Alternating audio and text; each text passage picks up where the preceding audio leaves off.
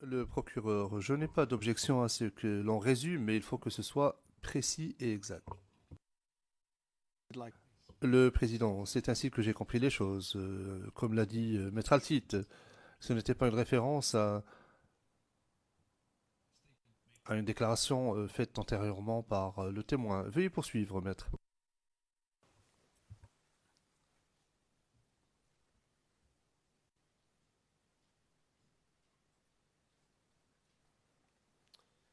Alors, pour continuer sur cette ligne, vous nous avez parlé d'attaques lancées depuis Abobo. C'est ça. Oui, Vous nous avez parlé du commando invisible.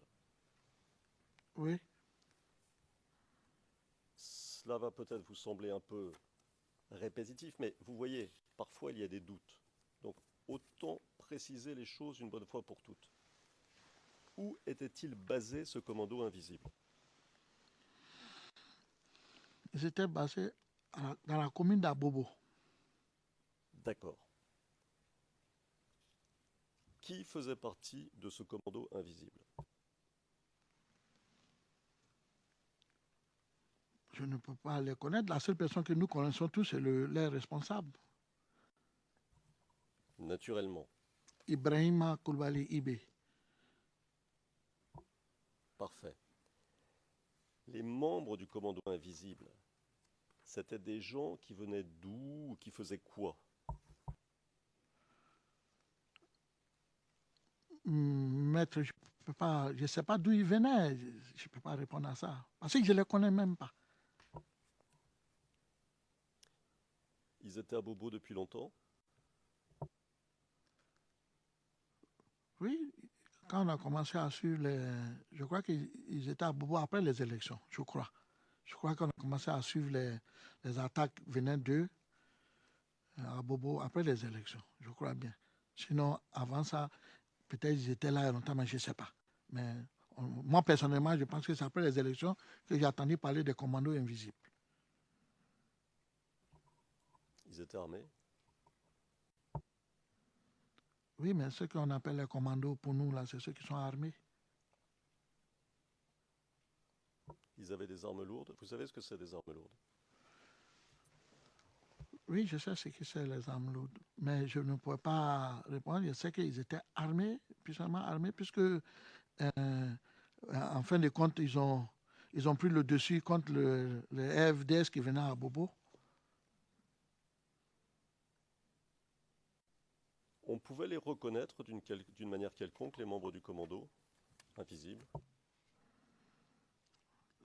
Les,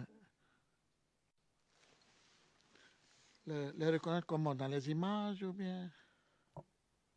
Par leur apparence. Oui. Comment? Qu'est-ce que vous voulez dire? Ça dit que. Expliquez, définissez bien ce que vous voulez dire. Est-ce qu'ils avaient des signes distinctifs? Est-ce qu'ils portaient des choses particulières qui pouvaient vous faire dire, ou à ceux qui les voyaient, ah, ça c'est un membre du commando invisible? Maître, non, moi, je sais, c'est pas possible. Moi, je ne sais pas. Je sais qu'on on entendait parler des commandos invisibles. Il existait des commandos invisibles à Bobo qui a déstabilisé les FDS sur Abobo et qui venaient attaquer la télévision. C'était les gens de IBE qu'on les appelait les commandos invisibles. Mais je ne peux pas savoir comment ils sont. Ça, je ne peux pas savoir. Je ne peux pas savoir. Qui a déstabilisé les FDS, vous venez de dire. C'est-à-dire, qu'est-ce que vous entendez par ça? Je vais, je vais dire qu'en fin de compte, c'est eux qui commandaient à Bobo, ils avaient pris au-dessus. Les gens de FDS ne géraient plus à Bobo parce que c'est eux qui. Chaque fois que il y a eu plusieurs fois que les camions, les cargos de FDS qui partaient à Bobo ont été bombardés. Alors, vous nous dites, un, qu'il commandait à Bobo. C'est ça? Oui, c'est ce qu'il a dit. Donc le commando invisible, donc son chef IB, si je comprends bien, Oui, dirigeait à Bobo. C'est bien ça? oui, oui, c'est ce qu'il a dit.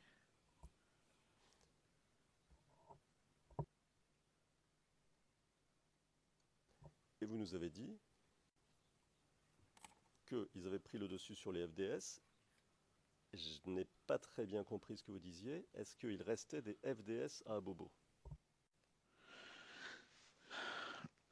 Mais vous savez qu'à Bobo, je crois, je peux dire, c'est l'un la plus grande commune de l'Abidjan. Elle est très grande. Elle est très grande. Donc, il y avait des coins où les FDS ne pouvaient plus rentrer. Il y avait des coins à Bobo où les FDS ne pouvaient plus rentrer.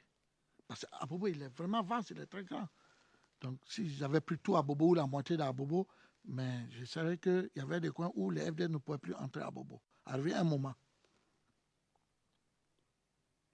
D'accord. Donc vous nous dépeignez une situation pendant la crise où il y avait des quartiers contrôlés par les pro-Ouattara ou ici par IB, si je comprends bien, et des quartiers contrôlés par les forces de défense ou les forces de maintien de l'ordre gouvernementales. C'est bien cela? C'est ce que je voulais dire. Concernant Abobo, j'ai compris ce que vous dites à propos d'IB et de son commando invisible. Mais tout à l'heure, vous nous avez dit qu'il y avait des groupes du RHDP, de la jeunesse du RHDP, avec des combattants et des mercenaires. Ces groupes-là, ils n'étaient pas à Bobo?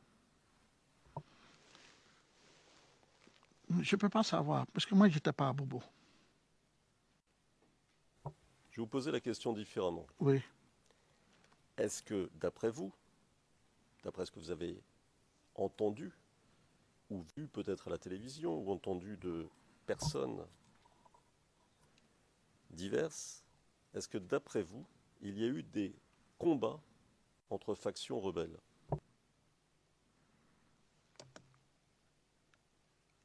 À quelle période? Pendant la crise, à Abidjan en général et à Abobo en particulier.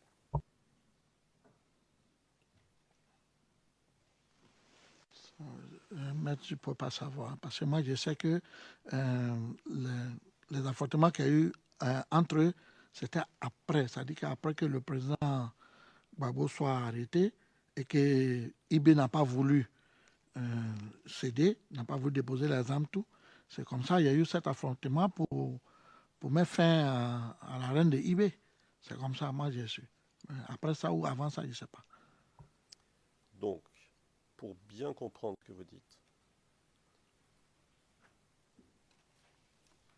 il y a eu affrontement après le 11 avril 2011 entre factions rebelles et notamment entre IB et qui? Après le 11 avril, IB régnait toujours en maître, puisque tout le monde avait fait allégeance au niveau régime, que ce soit les FDS, que ce soit les autres différentes associations, tout le monde avait fait allégeance au niveau régime, sauf IB. Et après que les gens ont négocié avec IB, l'ONU, tout le monde pour lui demander de déposer les armes et de faire allégeance, je pense qu'il n'a pas voulu. Je pense. S'il a voulu ou pas, je ne sais pas.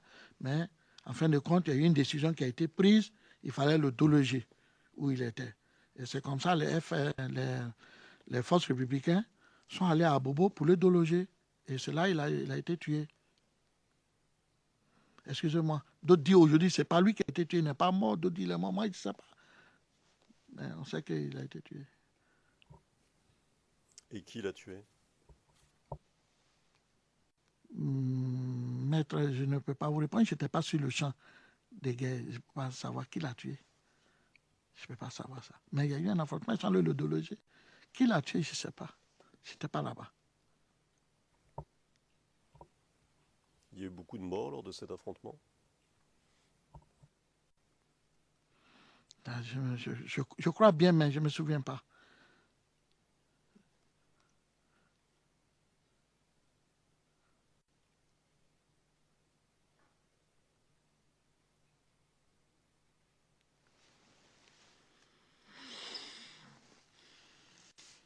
Vous nous avez dit, il y a quelques instants, que les cargos, ce que vous entendez par les cargos, Ce sont les...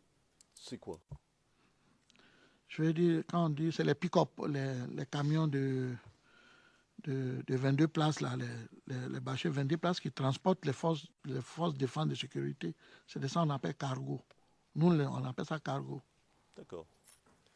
Donc les camions militaires de l'armée gouvernementale étaient la cible de tirs, si j'ai bien compris ce que vous avez dit il y a quelques instants, de tirs de la part de rebelles. Est-ce que c'est bien cela que vous avez dit? Oui, c'est ce que j'ai dit. Est-ce que vous pouvez nous dire si c'était des tirs à l'arme automatique ou à l'arme lourde? Je ne sais pas, je n'étais pas là-bas. Mais vous nous avez dit, si mes souvenirs sont bons, qu'ils avaient des armes lourdes, les rebelles. Donc ça aurait pu être à l'arme lourde. Oui, j'ai dit ça, mais je n'étais pas là-bas. Je ne sais pas si c'était, mais je n'étais pas là-bas. Mais je sais que ces voitures ont été bombardées, calcinées, ceux qui étaient dedans, les occupants sont tous morts. Je sais ça. Puisqu'on a fait les funérailles.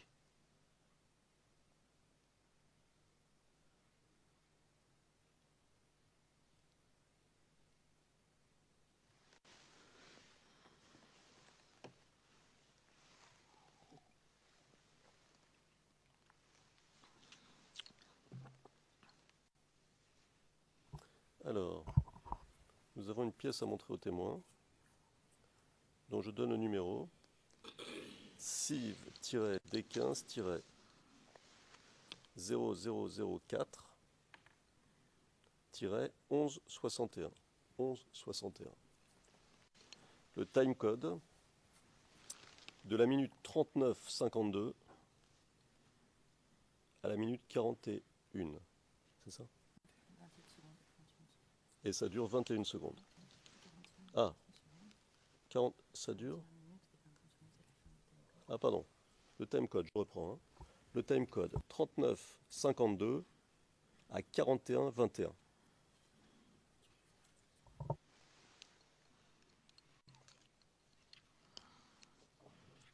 Il s'agit d'un reportage qui a été mis en ligne le 3 avril 2014. C'est une open source.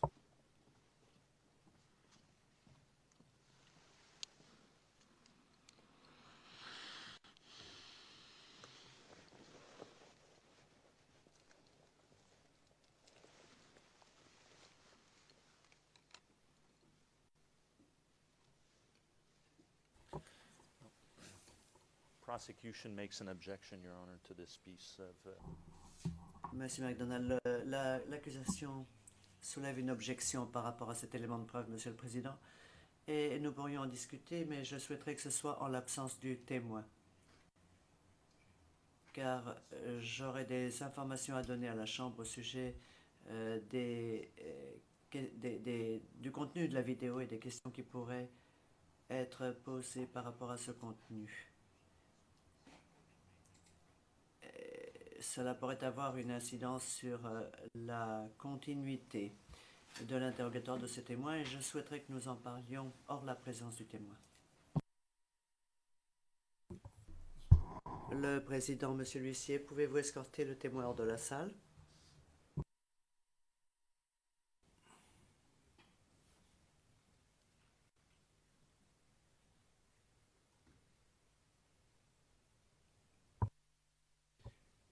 Mr. Prosecutor?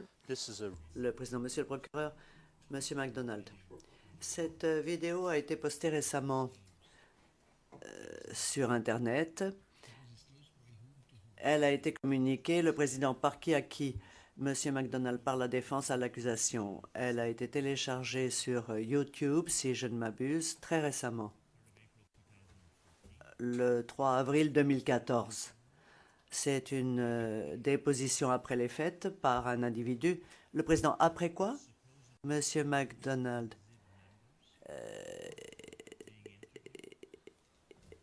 les images sont censées montrer des membres du commando invisible dans le cadre d'une interview et ces images ont été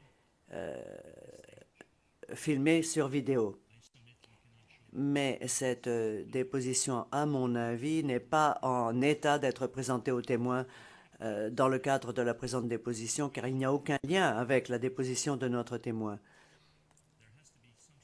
Il importe que des informations dans cette vidéo donnent lieu à un lien éventuel avec les connaissances qu'a le témoin. Or, pour le moment, et c'est là que les choses deviennent très importantes, il importerait que le Conseil de la Défense nous fournisse des informations précises au sujet du tournage de cette vidéo, du contenu et des conditions dans lesquelles elle a été obtenue. Car dans le cas contraire, nous allons objecter sans cesse et ralentir les débats. Nous sommes en présence d'une source publique dont nous n'avons aucune idée de la fiabilité ou de l'absence de fiabilité. Les vidéos que nous avons vues jusqu'à présent étaient diffusées par la RTI. Elles avaient un lien avec le témoin, mais ici, où, comment, quoi, nous n'avons pas la moindre idée du lien éventuel avec le témoin. Vous le verrez, Monsieur le Président, c'est un reportage assez long, comme une série d'interviews de personnes qui pourraient très bien prétendre être autre chose que ce qu'elles sont réellement. Si la défense souhaite faire témoigner ces personnes, je n'aurai pas d'objection en fin de compte. Le Président, Maître Altit, je vous prie. Bon, si je comprends bien, la défense doit tout faire, mais c'est une remarque, hein, je vais répondre plus précisément, mais c'est une remarque. Mais l'accusation est censée enquêter à charge et à décharge aussi.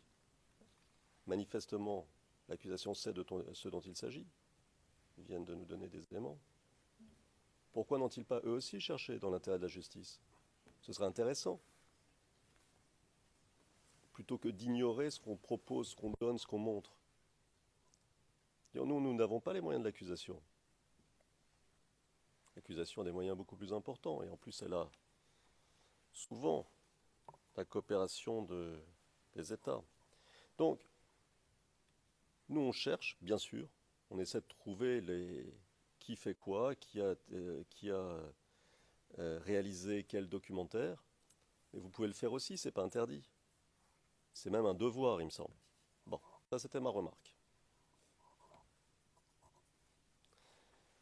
Maintenant,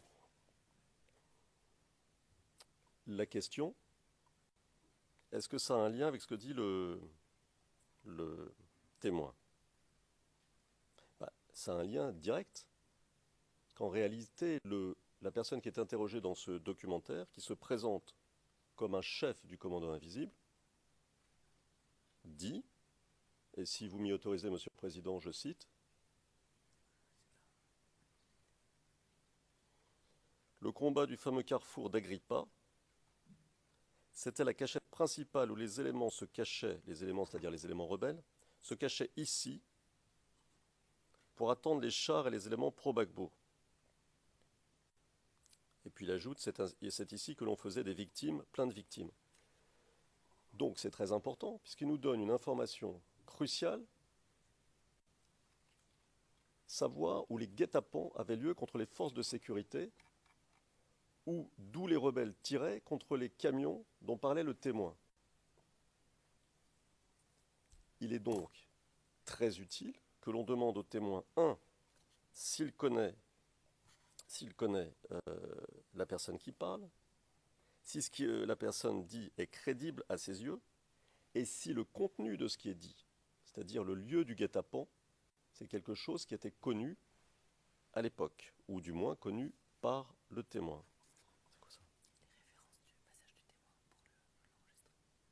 Alors les références du témoignage qui concernent directement cette vidéo, du témoignage de P600, du témoin qui concerne directement cette vidéo, c'est page 24, lignes 27 et 28. One additional information to note, we received... Monsieur MacDonald, un renseignement complémentaire. Nous avons reçu cette communication de pièces le 9 mars.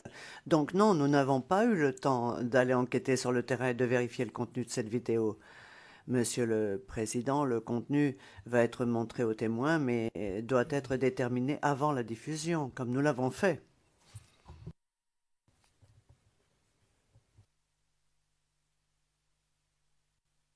Does the other parties want to intervene on this? Le président, les autres parties souhaitent-elles s'exprimer sur ce sujet?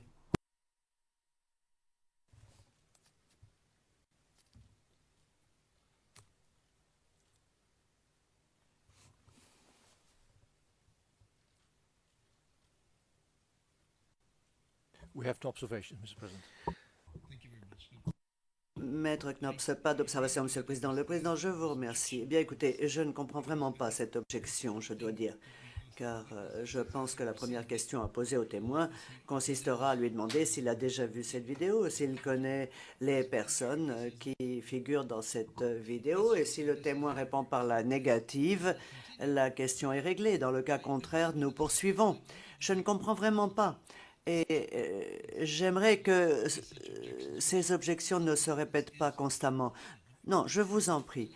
Le témoin, à mon avis, est suffisamment mature et suffisamment intelligent pour pouvoir parler de ce qu'il a vu et de ce qu'il connaît. Et c'est également une bonne chose pour la Chambre de disposer du plus grand nombre possible d'informations. Donc, je ne suis pas très heureux de votre objection. Monsieur MacDonald, Monsieur le Président, je comprends votre décision quand on peut poser la question au témoin. Mais la défense nous annonce que cet élément provient d'une source publique, ne nous dit pas une date quelconque, ne nous donne aucun renseignement. Et à présent, c'est au témoin qu'on va demander s'il connaît quelque chose. Tout va bien. Mais placer cela dans le compte-rendu d'audience, s'agissant de la fiabilité de l'élément et du poids qu'elle peut avoir, ce sont les parties qui doivent apporter ces informations. Le président, mais c'est une source publique. Donc, l'information peut provenir du témoin si le témoin connaît cette vidéo ou son contenu. Moi, je n'en sais rien pour le moment. Mais cela n'a rien à voir avec le fait de déterminer si l'on peut ou ne peut pas discuter de cette vidéo. On ne peut pas empêcher le témoin de dire ce qu'il pourrait avoir à dire sur cette vidéo. Après la première question qui lui sera posée, s'il répond « je n'ai jamais vu cette vidéo », les choses s'arrêtent là et tout notre débat est nul et non avenu. 10 minutes de discussion inutile. Monsieur MacDonald, je ne crois pas que c'est du temps perdu, Monsieur le Président, car nous nous comprenons bien. Nous comprenons les limites du sujet qui nous occupe. Mais rappelez-vous, j'ai montré une vidéo témoin où l'on voyait des armes dans une cave du palais présidentiel. Je ne connaissais pas la date exacte à laquelle cette vidéo avait été filmée. Je suis tout à fait honnête sur ce genre de problème. Je n'ai donc pas gardé le silence. J'ai été le premier à dire que je ne connaissais pas la date et il y a eu une objection de la défense. La défense disant très étonnant que vous ne soyez pas au courant.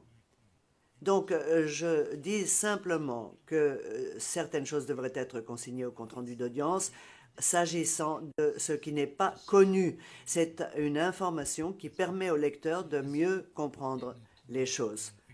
Le Président, mais vous ne connaissiez pas exactement la date à laquelle votre vidéo avait été filmée. Il est possible que la défense ne le sache pas non plus. Enfin, quoi qu'il en soit. Pourriez-vous, Monsieur l'huissier, faire entrer à nouveau le témoin dans la salle? Et je demanderai à la défense de veiller à fournir tous les renseignements dont elle dispose. Et bien sûr, la défense peut poursuivre ses questions. Maître Altit, est-ce que vous avez une idée de la date à laquelle cette vidéo a été tournée? Nous savons simplement qu'elle a été mise en ligne le 3 avril 2014. Nous ignorons par qui ça a été tourné. Et voilà. Mais ça nous a paru important, intéressant, et on verra ce qu'en dit le témoin.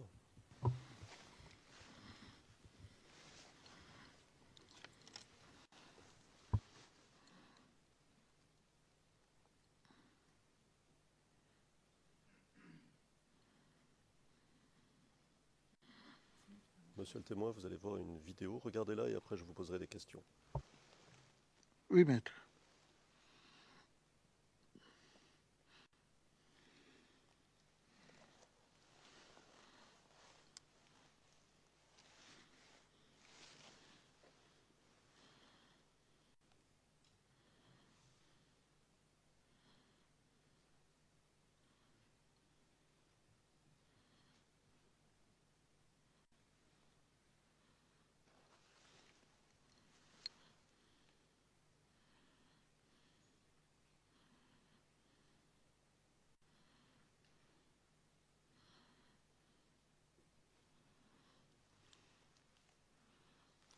de son. Avec votre autorisation, Monsieur le Président, nous allons procéder de la même manière que pour l'autre vidéo, puisque la bande-son apparemment ne passe pas pour une raison X. Mais ça va être comme ça pour toutes les vidéos.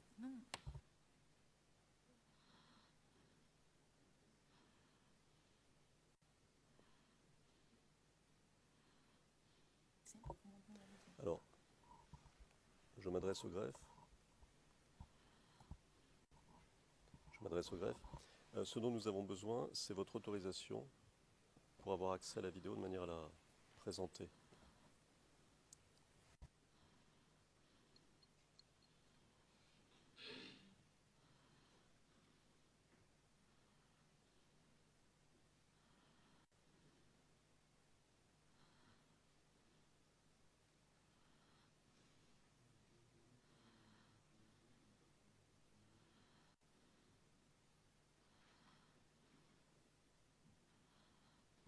From which seat are you playing the video?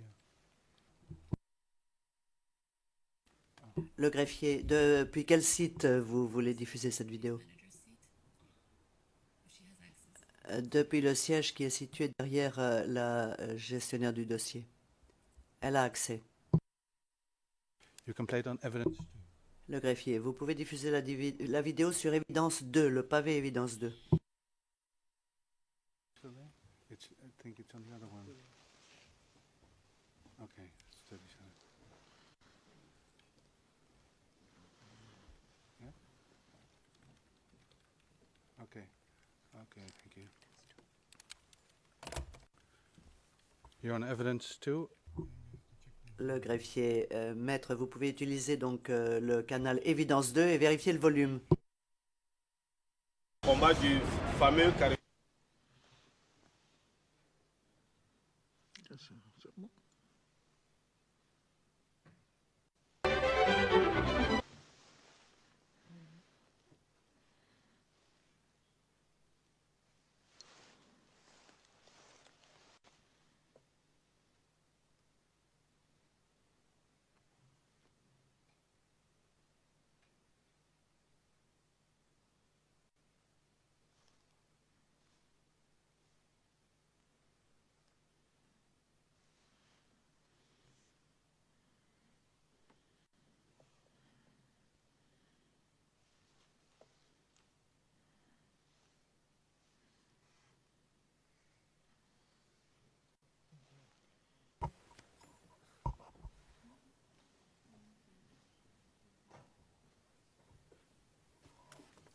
Monsieur le Président. Il semble qu'il y ait un problème technique. Écoutez, avec votre permission, j'aimerais bien avancer. Et je crois que votre chambre aussi. Donc, Yes, avançons. please proceed. Yes, Oui, oui. otherwise. Le président avancé. À ce moment-là, il y aura peut-être plusieurs vidéos à voir en même temps. Ok. Enfin, plus ou moins en même temps, on se comprend. Mais je préfère prévenir Okay. nos confrères.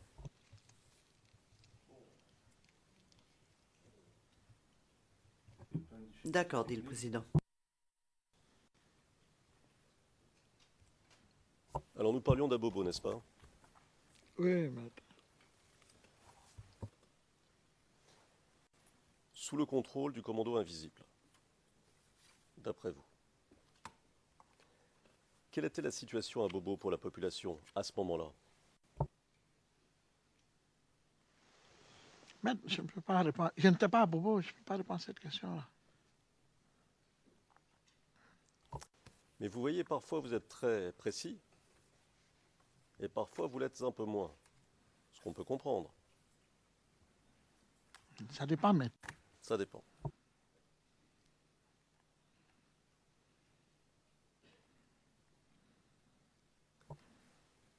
D'après ce que vous savez, à quelles activités se livraient les membres du commando invisible?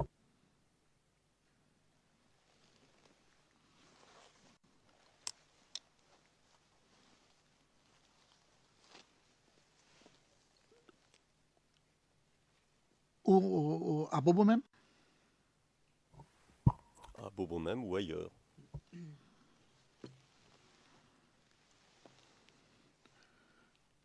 Nous, selon les informations et ce que nous apprenons, c'est que le commando invisible appartenait au commandant Ibrahim qui disait, il s'est proclamé que c'était lui qui avait fait venir le commando invisible à Bobo pour déstabiliser le régime de M. Gbagbo. Et il faisait des actions, comme je vous ai dit, les attaques à la RTI et différentes opérations qu'il faisait. Moi, je ne peux pas rentrer dans les détails, puisque je n'étais pas au sein de la commune d'Abobo. Je ne sais pas comment la population vivait, quelles étaient les actions, mais tout le monde sait que les commandants invisibles, à un moment, empêchaient les FDS et la sécurité du régime Gbagbo d'avoir accès à certains coins à Bobo. Il ne faut pas avoir. Il y a des coins où les FDS ne pouvaient pas rentrer à Bobo. Ce n'était pas possible. À votre connaissance, se sont-ils attaqués à certaines catégories de population et ou à tout ce qui représentait l'État? À ma connaissance, il y a eu la plupart les corps habillés qui vivaient à Bobo, qui ont été chassés, la plupart même qui ont fui, d'autres qui ont été tués. Mais tués par qui, je ne sais pas. Mais je sais qu'il y a des gens, il y a des corps habillés qui étaient dans le gouvernement, qui ont été tués à Bobo. Et à partir de ça aussi, la plupart des Ivoiriens qui étaient à Bobo, qui ne venaient pas ni du Nord ou des choses qui étaient pour Gbagbo, ont fui à Bobo. On fait à Bobo. Pour clarifier, notamment pour expliquer à la Chambre, quand vous dites les corps habillés, vous faites référence à quoi? Je veux dire, je parlais en général les corps habillés, les FDS, c'est-à-dire il y a la police, il y avait des gendarmes, il y avait des eaux et forêts, il y avait les gens du corps, les gens du FDS. Nous ne pouvions plus vivre à Bobo. Alors, Monsieur le Président, nous avons une pièce à montrer, mais je suis un peu inquiet.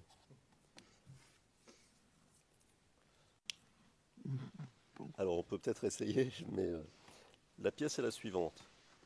CIV-D15-0001-0578.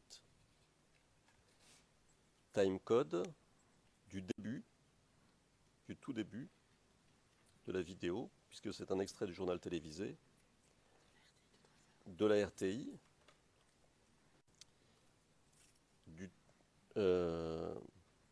jusqu'à la seconde 52, du début à la seconde 52. Qu'est-ce qu'on fait? Le greffe essai? Alors, on me dit que nous pouvons le faire. On peut essayer?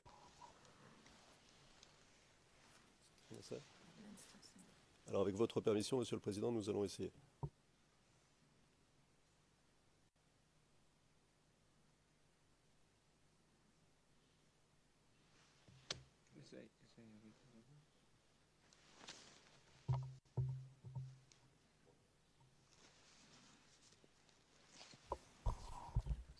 Monsieur le Président, si vous permettez, je crois que il va falloir qu'on s'intéresse sérieusement à la question technique, peut-être avec le greffe, et même sûrement avec le greffe, et dans l'intervalle, ne serait-il pas bon de décréter la pause? Le Président, vous avez une demi-heure pour vous occuper de ce problème, de ces problèmes.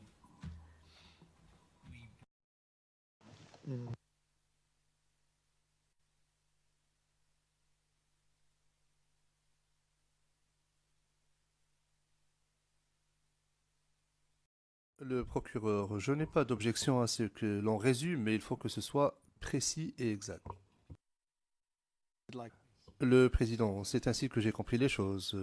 Comme l'a dit Maître Altit, ce n'était pas une référence à une déclaration faite antérieurement par le témoin. Veuillez poursuivre, Maître.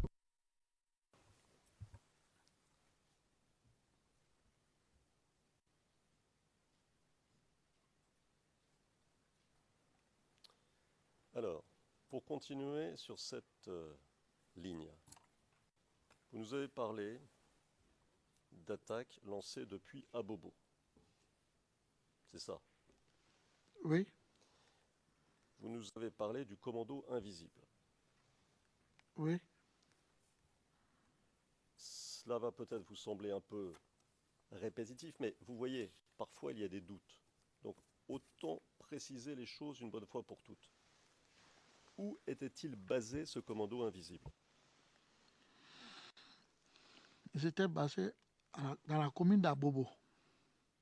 D'accord. Qui faisait partie de ce commando invisible? Je ne peux pas les connaître. La seule personne que nous connaissons tous, c'est leur responsable, Naturellement. Ibrahima Koulibaly Ibé. Parfait. Les membres du commando invisible, c'était des gens qui venaient d'où ou qui faisaient quoi? Maître, je ne sais pas d'où ils venaient. Je ne peux pas répondre à ça. Parce que je ne les connais même pas. Ils étaient à Bobo depuis longtemps? Oui, quand on a commencé à suivre les... Je crois qu'ils étaient à Bobo après les élections, je crois. Je crois qu'on a commencé à suivre les attaques venant d'eux à Bobo après les élections, je crois bien. Sinon, avant ça, peut-être ils étaient là longtemps, mais je ne sais pas.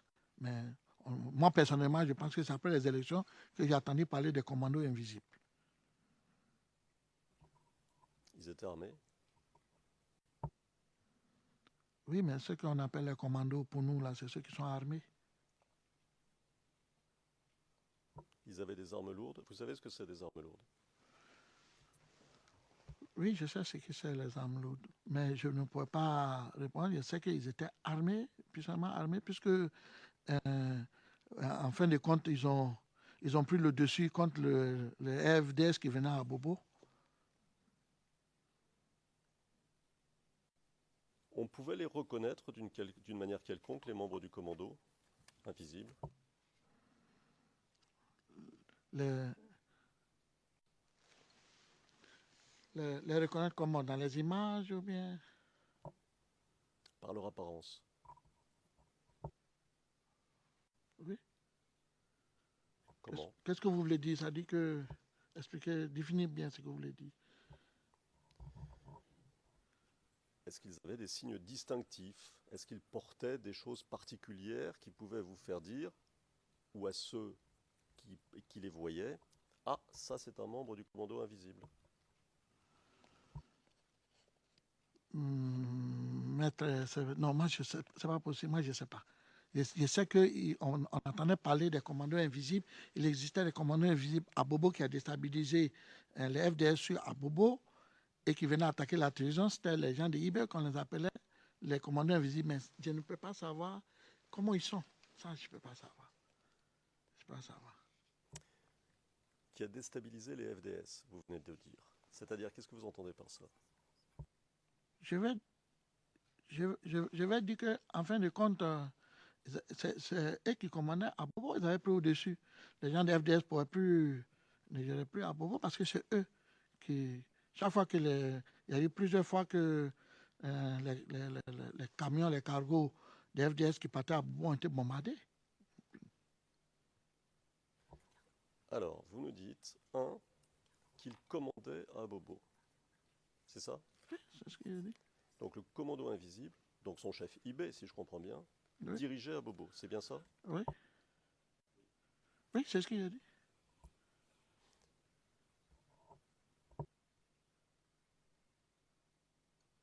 Et vous nous avez dit qu'ils avaient pris le dessus sur les FDS. Je n'ai pas très bien compris ce que vous disiez. Est-ce qu'il restait des FDS à Bobo? Mais vous savez qu'à Bobo, je crois, je peux dire, c'est l'un la plus grande commune d'Abidjan. Elle est très grande. Elle est très grande. Donc, il y avait des coins où les FDS ne pouvaient plus rentrer. Il y avait des coins à Bobo où les FDS ne pouvaient plus rentrer. Parce qu'à Bobo, il est vraiment vaste, il est très grand. Donc, si j'avais pris tout à Bobo ou la moitié d'à Bobo, mais je savais qu'il y avait des coins où les FDS ne pouvaient plus entrer à Bobo. Arrivé un moment. D'accord. Donc vous nous dépeignez une situation pendant la crise où il y avait des quartiers contrôlés par les pro-Ouattara ou ici par IB, si je comprends bien, et des quartiers contrôlés par les forces de 39-52 à la minute 41. C'est ça? Et ça dure 21 secondes. Ah, 40, ça dure? Ah, pardon. Le timecode, je reprends. Le timecode 39-52 à 41-21.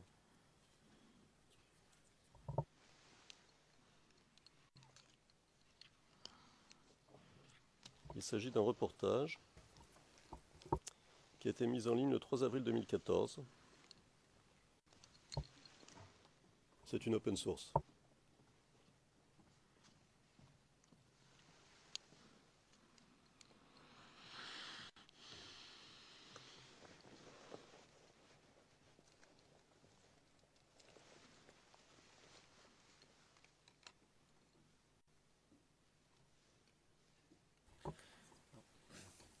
Prosecution makes an objection, Your Honor, to this piece of... Monsieur MacDonald, l'accusation soulève une objection par rapport à cet élément de preuve, Monsieur le Président, et nous pourrions en discuter, mais je souhaiterais que ce soit en l'absence du témoin, car j'aurais des informations à donner à la Chambre au sujet du contenu de la vidéo et des questions qui pourraient être posées par rapport à ce contenu. Cela pourrait avoir une incidence sur la continuité de l'interrogatoire de ce témoin et je souhaiterais que nous en parlions hors la présence du témoin. Le président, monsieur l'huissier, pouvez-vous escorter le témoin hors de la salle?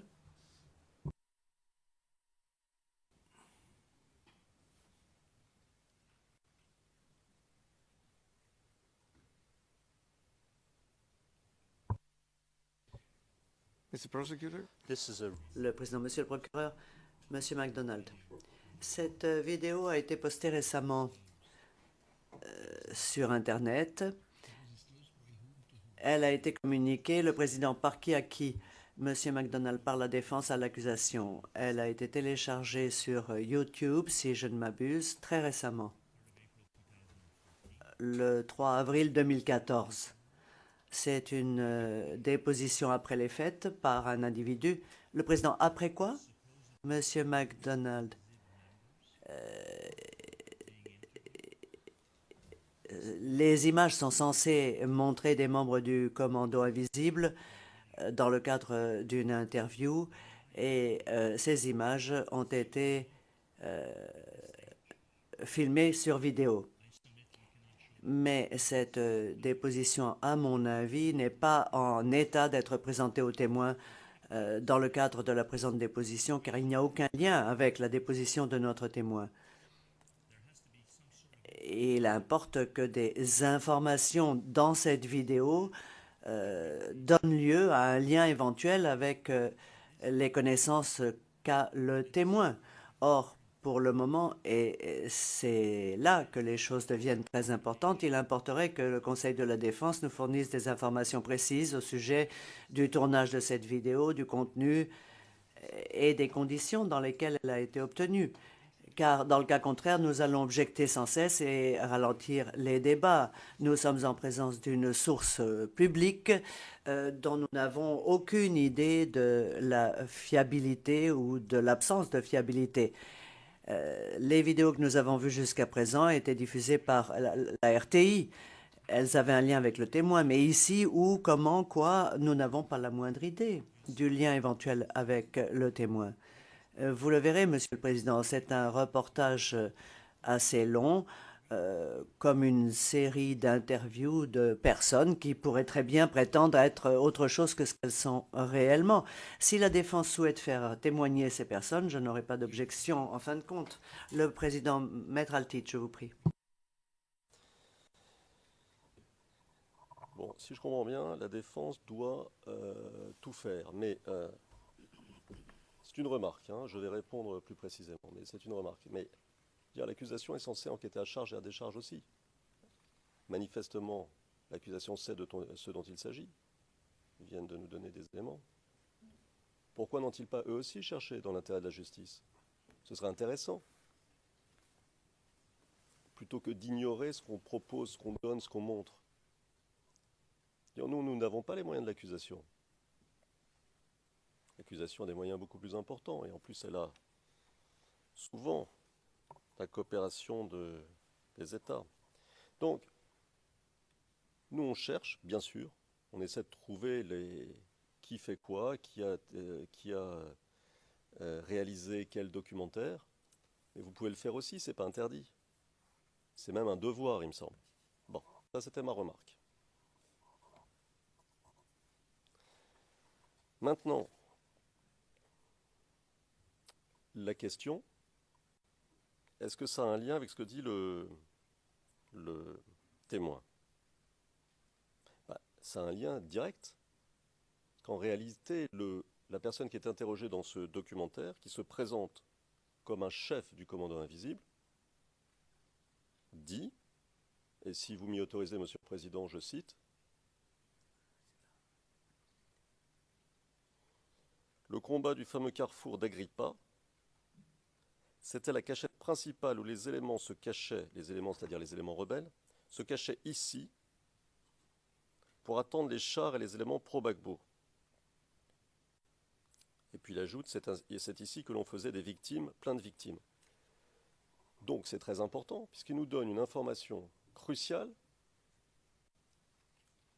savoir où les guet-apens avaient lieu contre les forces de sécurité, ou d'où les rebelles tiraient contre les camions dont parlait le témoin. Il est donc très utile que l'on demande au témoin, s'il connaît la personne qui parle, si ce que la personne dit est crédible à ses yeux, et si le contenu de ce qui est dit, c'est-à-dire le lieu du guet-apens, c'est quelque chose qui était connu à l'époque, ou du moins connu par le témoin. C'est quoi ça? Alors les références du témoignage qui concernent directement cette vidéo, du témoignage de P620, du témoin qui concerne directement cette vidéo, c'est page 24, lignes 27 et 28. One additional information to note, we received. Monsieur MacDonald, un renseignement complémentaire. Nous avons reçu cette communication de pièces le 9 mars. Donc non, nous n'avons pas eu le temps d'aller enquêter sur le terrain et de vérifier le contenu de cette vidéo. Monsieur le Président, le contenu va être montré aux témoins, mais doit être déterminé avant la diffusion, comme nous l'avons fait.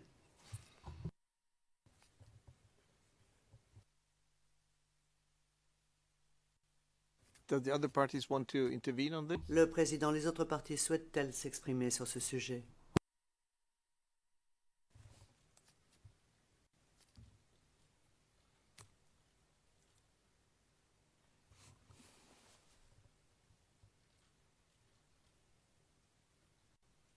We have no observation, Mr. President. Maître Knops, pas d'observation, Monsieur le Président. Le Président, je vous remercie. Eh bien, écoutez, je ne comprends vraiment pas cette objection, je dois dire, car je pense que la première question à poser au témoin consistera à lui demander s'il a déjà vu cette vidéo, s'il connaît les personnes qui figurent dans cette vidéo, et si le témoin répond par la négative, la question est réglée. Dans le cas contraire, nous poursuivons. Je ne comprends vraiment pas. Et j'aimerais que ces objections ne se répètent pas constamment. Non, je vous en prie. Le témoin, à mon avis, est suffisamment mature et suffisamment intelligent pour pouvoir parler de ce qu'il a vu et de ce qu'il connaît. Et c'est également une bonne chose pour la Chambre de disposer du plus grand nombre possible d'informations. Donc, je ne suis pas très heureux de votre objection. Monsieur MacDonald, Monsieur le Président, je comprends votre décision quand on peut poser la question au témoin. Mais la défense nous annonce que cet élément provient d'une source publique, ne nous dit pas une date quelconque, ne nous donne aucun renseignement. Et à présent, c'est au témoin qu'on va demander s'il connaît quelque chose. Tout va bien. Mais placer cela dans le compte-rendu d'audience, s'agissant de la fiabilité de l'élément et du poids qu'elle peut avoir, ce sont les parties qui doivent apporter ces informations. Le président, mais c'est une source publique. Donc, l'information peut provenir du témoin si le témoin connaît cette vidéo ou son contenu. Moi, je n'en sais rien pour le moment. Mais cela n'a rien à voir avec le fait de déterminer si l'on peut ou ne peut pas discuter de cette vidéo. On ne peut pas empêcher le témoin de dire ce qu'il pourrait avoir à dire sur cette vidéo. Après la première question qui lui sera posée, s'il répond « je n'ai jamais vu cette vidéo », les choses s'arrêtent là. Et tout notre débat est nul et non avenu. 10 minutes de discussion inutile. Monsieur MacDonald, je ne crois pas que c'est du temps perdu, Monsieur le Président, car nous nous comprenons bien. Nous comprenons les limites du sujet qui nous occupe. Mais rappelez-vous, j'ai montré une vidéo témoin où l'on voyait des armes dans une cave du palais présidentiel. Je ne connaissais pas la date exacte à laquelle cette vidéo avait été filmée. Je suis tout à fait honnête sur ce genre de problème. Je n'ai donc pas gardé le silence. J'ai été le premier à dire que je ne connaissais pas la date et il y a eu une objection de la défense. La défense disant « très étonnant que vous ne soyez pas au courant ». Donc, je dis simplement que certaines choses devraient être consignées au compte-rendu d'audience. S'agissant de ce qui n'est pas connu, c'est une information qui permet au lecteur de mieux comprendre les choses. Le président, mais vous ne connaissiez pas exactement la date à laquelle votre vidéo avait été filmée. Il est possible que la défense ne le sache pas non plus. Enfin, quoi qu'il en soit, pourriez-vous, monsieur l'huissier, faire entrer à nouveau le témoin dans la salle? Et je demanderai à la défense de veiller à fournir tous les renseignements dont elle dispose. Et bien sûr, la défense peut poursuivre ses questions. Maître Altit, est-ce que vous avez une idée de la date à laquelle cette vidéo a été tournée? Nous savons simplement qu'elle a été mise en ligne le 3 avril 2014. Nous ignorons par qui ça a été tourné. Et voilà. Mais ça nous a paru important, intéressant. Et on verra ce qu'en dit le témoin.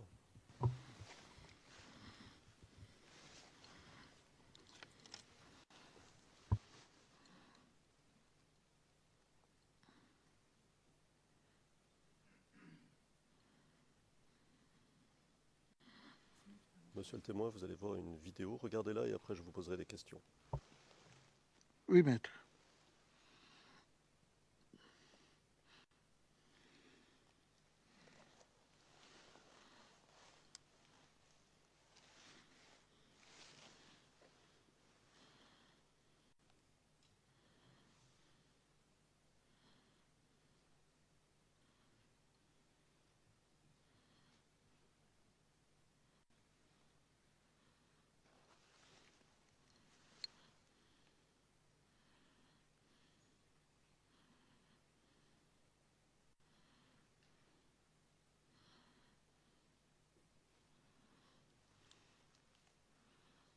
Pas de son.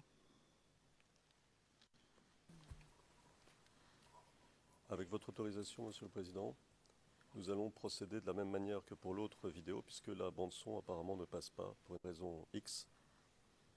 Mais ça va être comme ça pour toutes les vidéos. Non.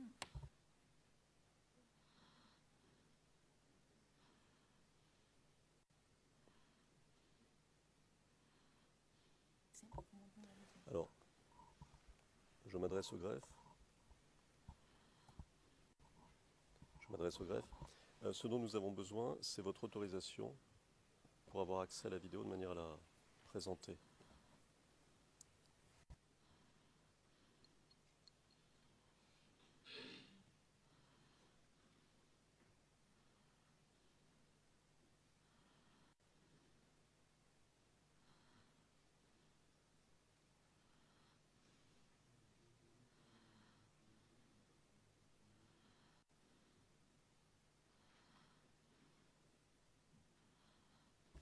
From which seat are you playing the video?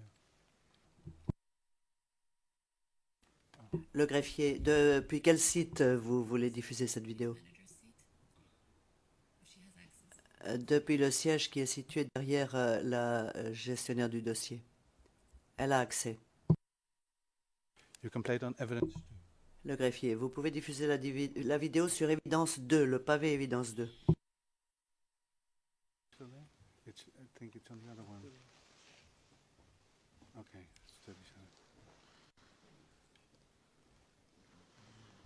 Yeah? Okay. Okay, thank you. You're on evidence too? Le greffier, maître, vous pouvez utiliser donc le canal Évidence 2 et vérifier le volume. Combat du fameux carré. C'est bon.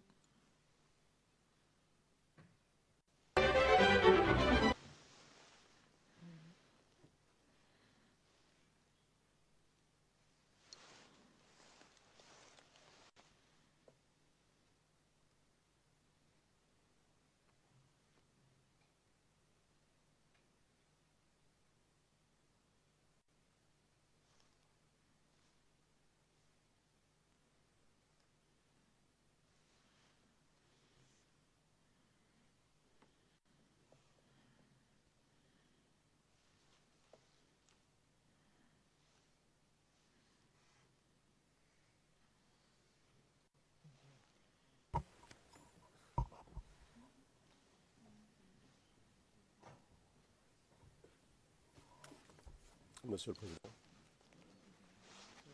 Il semble qu'il y ait un problème technique. Écoutez, avec votre permission, j'aimerais bien avancer. Et je crois que votre chambre aussi. Donc, Yes, avançons. please proceed. Yes, Oui, oui. otherwise. Le président avancé. Et à ce moment-là, il y aura peut-être plusieurs vidéos à voir en même temps. Ok. Enfin, plus ou moins en même temps, on se comprend. Mais je préfère prévenir Okay. nos confrères.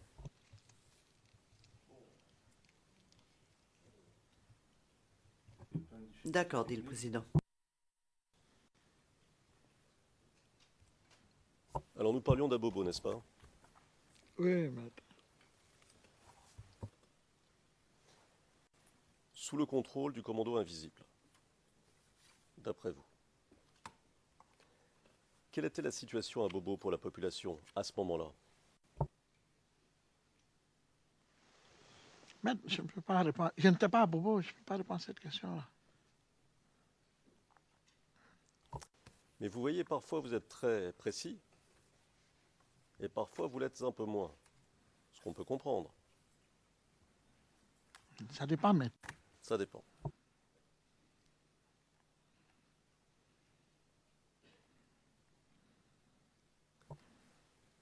D'après ce que vous savez, à quelles activités se livraient les membres du commando invisible?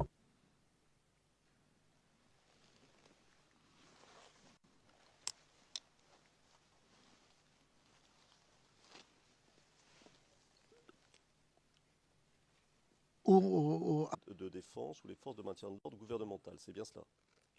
C'est ce que je voulais dire. Concernant Abobo, j'ai compris ce que vous dites à propos d'IB et de son commando invisible.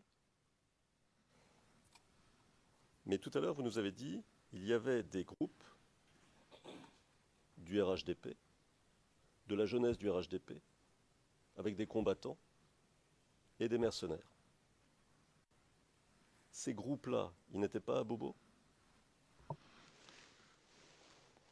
Je ne peux pas savoir, parce que moi, je n'étais pas à Bobo. Je vais vous poser la question différemment. Oui. Est-ce que, d'après vous, d'après ce que vous avez entendu, ou vu peut-être à la télévision, ou entendu de personnes diverses, est-ce que d'après vous, il y a eu des combats entre factions rebelles?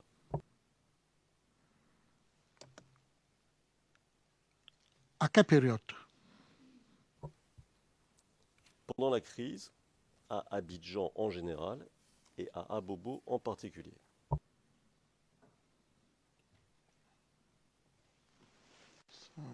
Maître, je ne peux pas savoir, parce que moi, je sais que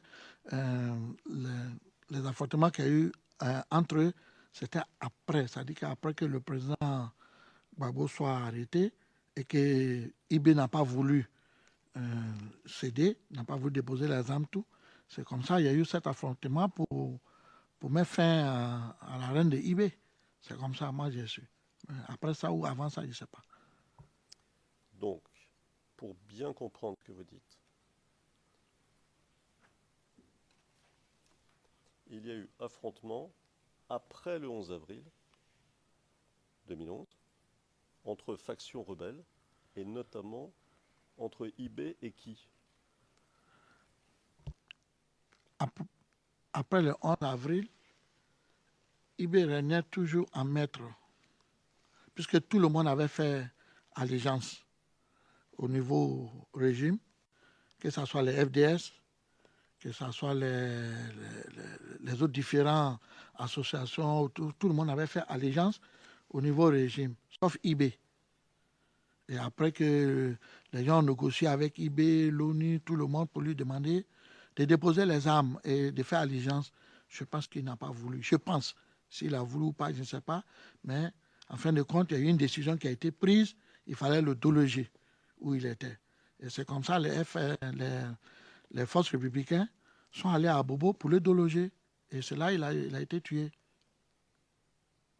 Excusez-moi. D'autres disent aujourd'hui, ce n'est pas lui qui a été tué, il n'est pas mort. D'autres disent, il est mort. Moi, je ne sais pas.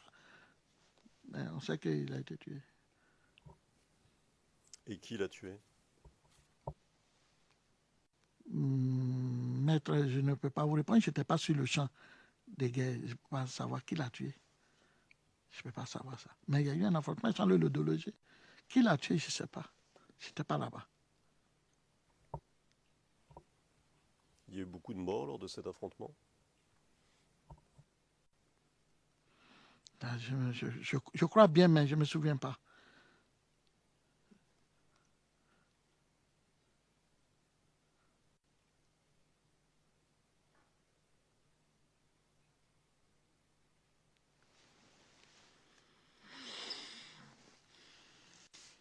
Vous nous avez dit, il y a quelques instants, que les cargos, ce que vous entendez par les cargos, ce sont les... C'est quoi?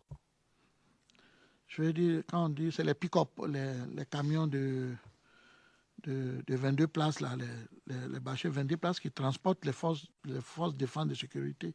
C'est de ça qu'on appelle cargo. Nous, on appelle ça cargo. D'accord. Donc les camions militaires de l'armée gouvernementale étaient la cible de tirs, si j'ai bien compris ce que vous avez dit il y a quelques instants, de tirs de la part de rebelles. Est-ce que c'est bien cela que vous avez dit? Oui, c'est ce que j'ai dit. Est-ce que vous pouvez nous dire si c'était des tirs à l'arme automatique ou à l'arme lourde? Je ne sais pas, je n'étais pas là-bas. Mais vous nous avez dit, si mes souvenirs sont bons, qu'ils avaient des armes lourdes, les rebelles. Donc ça aurait pu être à l'arme lourde. Oui, j'ai dit ça, mais je n'étais pas là-bas. Je ne sais pas si c'était, mais je n'étais pas là-bas. Mais je sais que ces voitures ont été bombardées, calcinées, ceux qui étaient dedans, les occupants sont tous morts. Je sais ça. Puisqu'on a fait les funérailles.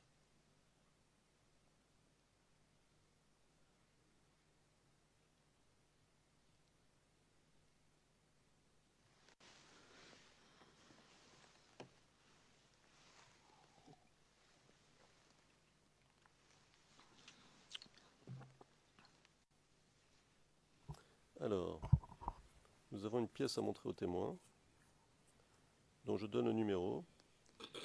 CIV-D15-0004-1161. 1161. Le timecode de la minute